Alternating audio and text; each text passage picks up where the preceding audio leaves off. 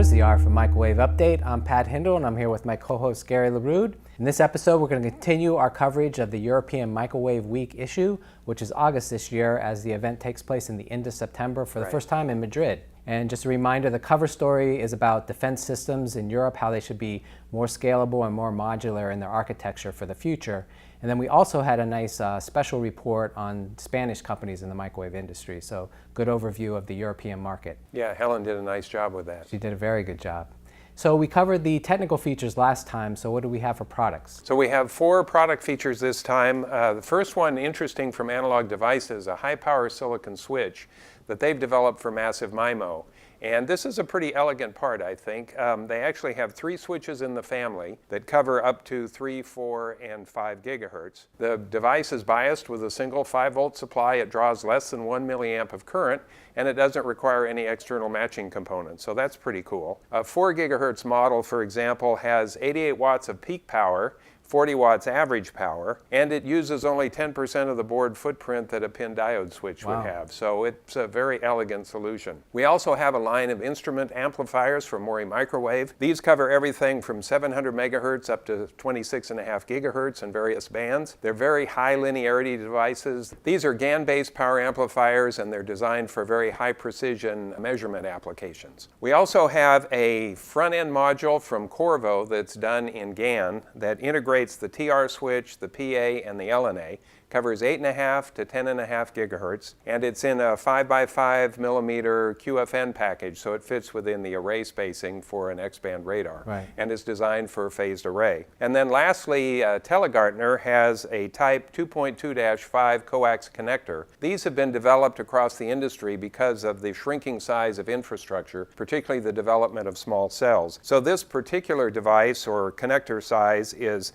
about 70% smaller than the standard 7-16 connector, and it has very low pin performance, better than minus 160 dBc. So those are our product features. How about tech briefs? So for tech briefs, we had a do-it-yourself VNA kit from Mini Circuits and Viyar. So Viyar makes a system-on-chip transceiver, and Mini Circuits provides the passive devices and cabling to put it all together, and it actually comes with the software too, so that'll be fun to work with that. And then we had dual sector antennas in bands ranging from 2 to 6 gigahertz, and that's from KP Performance Antennas. And finally, we had a hybrid coax waveguide switch from Sector Microwave, and that takes advantage of both the technologies in one switch, so it's a nice compromise. Yeah, that's a pretty cool design, I thought. And then, so at European Microwave Week, we will be on the ground and we'll be organizing the industry session at the Defense and Security Forum on Wednesday, and it's a little bit after lunchtime. So we'll be concentrating on drone technologies for military and defense applications with presentations from Qorvo, Rohde & Schwarz, and Leonardo. And don't miss the Lunch and Learn session given by Strategy Analytics, and that starts at 12:40,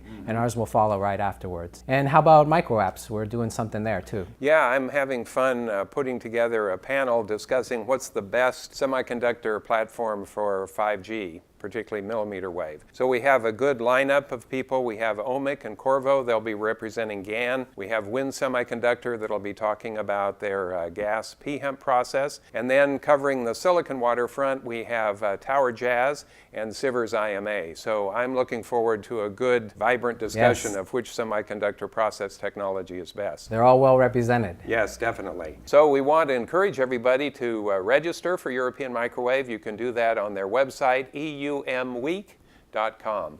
And so looking to the news, this year we've seen a lot of progression in GaN technology to get even higher output performance. So in our June issue, we covered GaN on diamond technologies, but now we have a couple companies that are improving the actual epi structure. So Fujitsu announced a new epi structure in their HEMT devices that triples the output power, and they get higher current and voltage in the device, and they're operating at 100 volts, and they're getting almost 20 watts per millimeter, which is a huge number. That's amazing, And then we also have this new startup from Linköping University, which is in Sweden, and it's called Swegan. Love the name.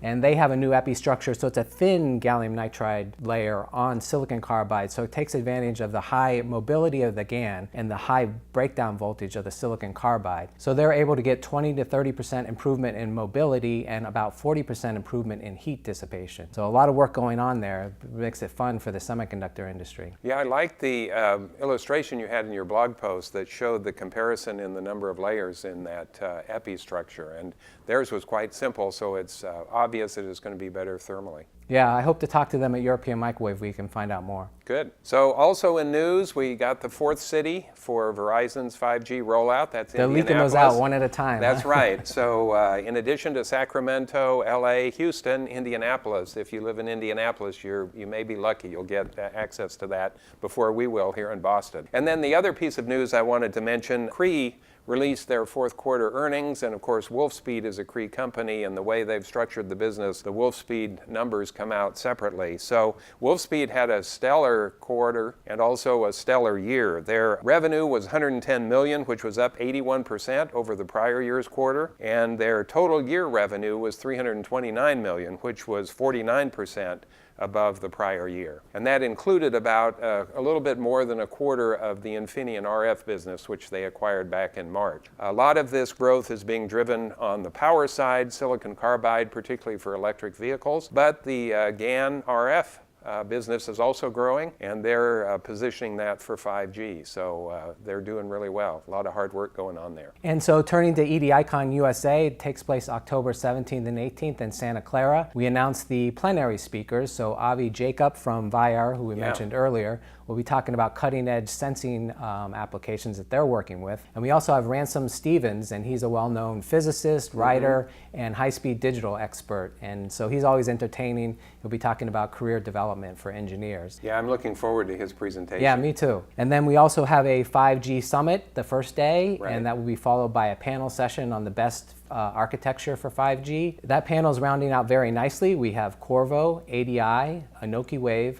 IDT, and I hope to get Movandi to participate too. So that'd be a great debate on which is the best approach. You know, silicon, GaN, distributed either the digital and beamforming versus the analog beamforming. Yeah, so should we'll be a cover good all discussion. those topics. I'm working on a panel also, as you well know. We've done this will be the third year that we're doing a pulse check on autonomous driving. And this year we're kind of asking the question, is it time for a pit stop? We've had a lot of technology development, but we've also seen a few accidents in the past year. And it kind of raises the question, is the technology ready and is the market ready for this? So I hope we'll have a good discussion of that at EDICon.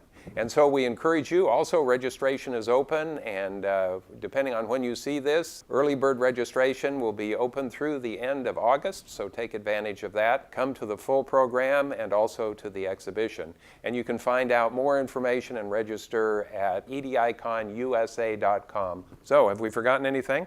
I think that's it for this episode. All right, well, we want to thank you for watching, and given that we're almost at Labor Day and the end of the traditional summer, hopefully you'll get a little bit of time out to enjoy the last few days of summer. We want to thank our sponsor who makes this program possible, MACOM. They're your partner from RF to Light.